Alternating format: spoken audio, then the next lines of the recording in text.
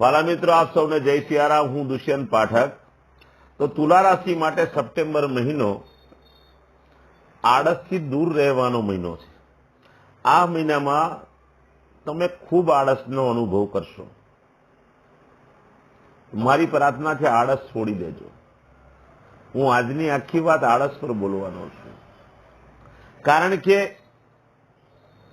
આળસના કારણે તમારી પાસે ઓપોર્ચ્યુનિટી તો બધી બહુ આવશે, પણ આળસના કારણે તે ઓપોર્ચ્યુનિટીનો તમે લાભ નહીં લઈ શકો।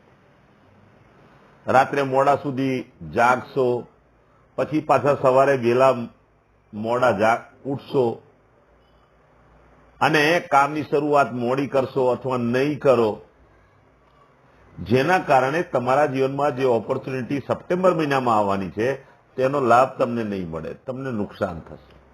બીજું, આ મહિનાની અંદર બીજું એક તમે ગડબડ કરવાના છો, અને તે એ છે કે તમારા મનમાં એક વિચાર આવી જશે કે હું ટૂંકા રસ્તે પૈસા કમાઈ લઉં। શેર છે, સટ્ટો છે, જુગાર છે, લોટરી છે, જલ્દીથી નફો કમાવાના રસ્તે તમે ચાલી પડશો અને એમાં પાછા ઉલટું નુકસાન થશે।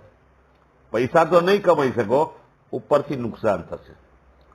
તો ટૂંકા રસ્તા પર જવાનું છોડી દો।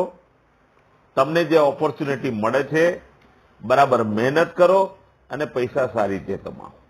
આ મારી સલાહ છે,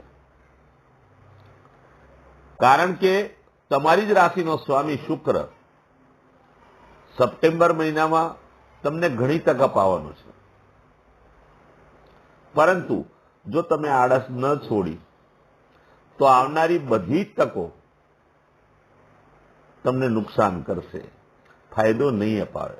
તો વાલા મિત્રો, આ મહિનાની અંદર તુલા રાશિ માટે માત્ર એક જ સલાહ કે આખો મહિનો આળસ છોડી દો, રેગ્યુલર કામ કરતા થઈ જાઓ। કોઈ પણ ગુરુવારે એક ઉપાય આપું છું, કરી લેજો। કોઈ પણ એક ગુરુવારે પીળા રંગનો દોરો લઈ લેજો અને ગુરુવારે વહેલી સવારે જઈ અને પીપળાના ઝાડની આજુબાજુમાં ફરતે તે દોરાને વીંટી દેજો।